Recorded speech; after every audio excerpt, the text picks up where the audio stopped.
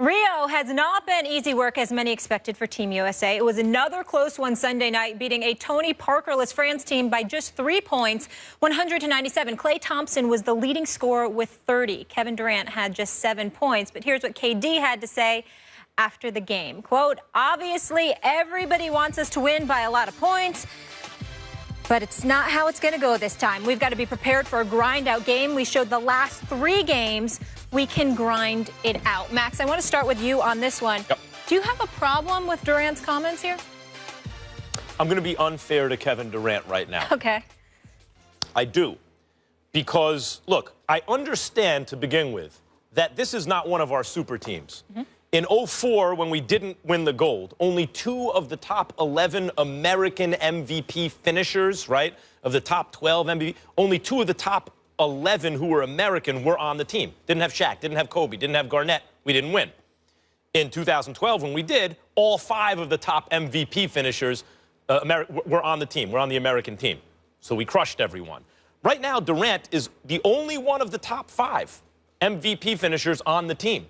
So we recognize it's not one of those super teams. It's not a dream team. We had the dream team, we had the redeem team 2, whatever you want to call it. And now we have this, which is more in line with the kind of American teams that don't win the gold medal, partly because the rest of the world is caught up. They're playing against other NBA caliber players, not always all-stars, but guys in rotations, national teams that are used to playing together when these guys are kind of thrown together. But Garnett is and should be compared to the greatest players who ever lived. Excuse me, Garnett. Kevin Durant is and should be compared to the greatest players who ever lived. And it's just not his kind of personality, but one of the reasons that Kobe and LeBron, as LeBron became a mature player, were so critical on the Redeem team is that they set the tone. They held players accountable. They elevated the level of play. They even call all Kobe does is shoot. No. They have a positive influence in terms of the winning culture and what's expected of the team. And when you look at Kevin Durant, on paper, you watch him on the court, LeBron James, the greatest small forward who ever lived, past Larry Bird. Kevin Durant should be nipping at his heels. But if you talk about the greatest small forwards who ever lived, Larry Bird's still going to come in ahead of Durant. Well, it's because Larry Bird won championships as the alpha on championship teams that had other Hall of Fame players, including Kevin McHale and others, and a former MVP of the finals in Dennis Johnson and Parrish and all these guys. Bird was the alpha and the unquestioned best player on those teams that won 3 championships in an era where you were going up against Western Conference powerhouses, like especially the Lakers, as we all know.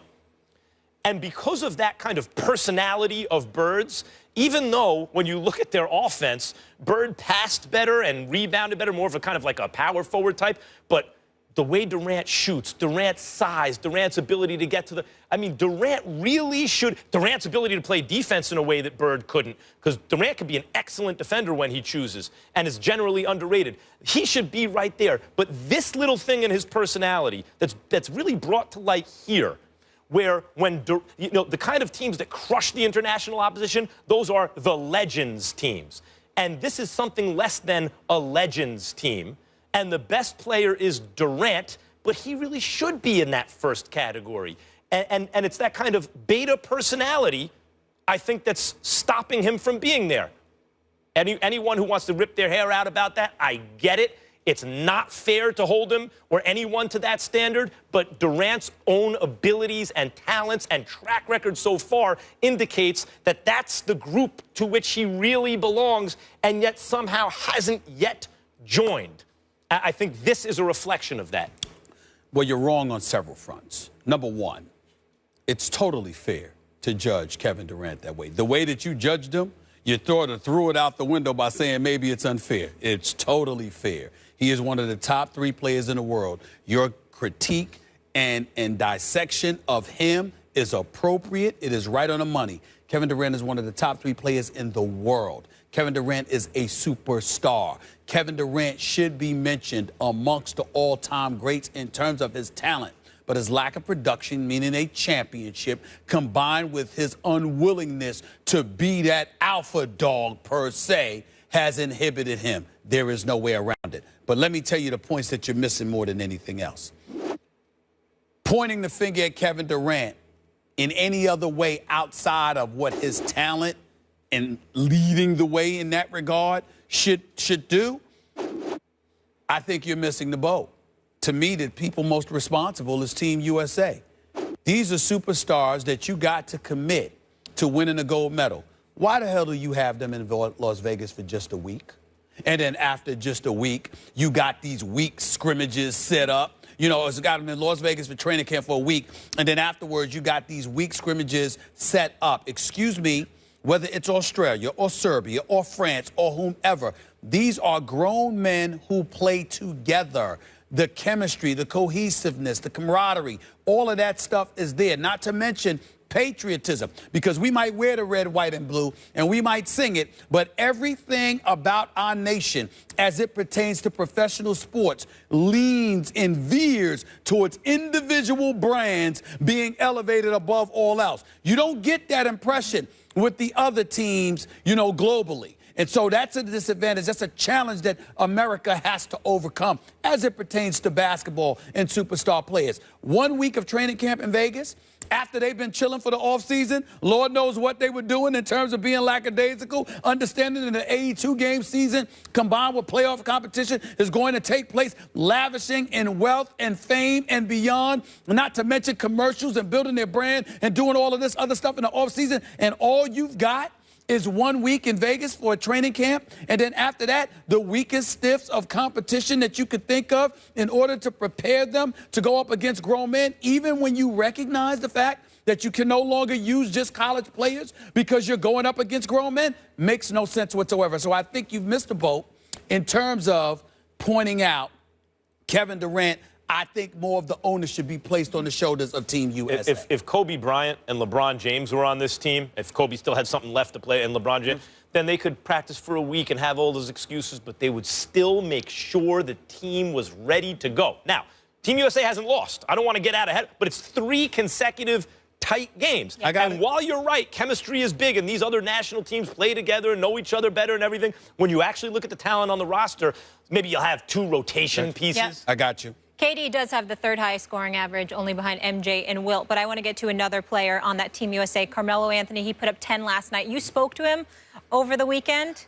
Can you share that with us? It was a rough Friday night, to say the least. After they played, Team USA played, Carmelo Anthony reached out to me from Rio, and he was not pleased at all with what I had to say. And look, I'm a native New York. I'm a diehard Knicks fan. And in most situations, I'll be damned if I apologize about anything with the Knicks. It's 1973 since the championship has come to New York City. And as far as I'm concerned, the quotes that I saw from Carmelo Anthony about a gold medal and it being satisfactory, I meant every damn word I said until he reached out and educated me about the fact that his interview was taken completely out of context. He specifically said, according to him, that, of course, I still got a few years to go. Of course, I'm pursuing an NBA championship, and I'm starving for it. If I look back on my career and I don't win a championship, and what I have to lean on is what I accomplished in college, what I accomplished in the pros, what I accomplished in Olympic competition, I'm going to look at my career as being a great career. But I have unfinished business. Trust me on that. So, in other words, what he was trying to say is that by no means did he give the impression, under any circumstances, that 2 or 3 gold medals would be satisfactory for him. And for me, of all people, to sit up there and to imply otherwise was incredibly insulting to him. Here's where he got me, Max and Molly. I'm very big on this, just so you know, in all my years of covering the NBA. One of the reasons why I don't hesitate to get on cats is because this cell phone right here and my other phone, I am accessible to every NBA player and every athlete that you can find. I'm the easiest reporter in the world to find. If you are a professional athlete and I talk about you, I always make sure, whether it's to you or it's to people in your camp or your team, that you know where to find me. I don't hide. Here's the problem. With Melo, who I've known for more than a decade, he's a guy that I communicate with often. I should have spoken to him. before I went on the air because I have access to him. Because the number one question he asked me, how the hell could you go on the air and say that without calling me? You always call or text first. Why did you not do that this time? And I was like, you in Rio. You know, you're at the Olympics. He said, you've reached me when I've been out of the country before. He got me. He's right. That's why I had to come on the air and confess to that and man up and apologize, because I felt the way that I felt, and I would still feel the same way if indeed he meant the quote the way that it was, the way that it was taken. But the fact of the matter is, had I reached out to him like I normally do, I would have gotten his perspective. And this time, I did not do that. That's on me. I got to apologize to that man. I was wrong. Fine, should have reached out, but the point, I think, remains, that's still, the content of the quote is still the same.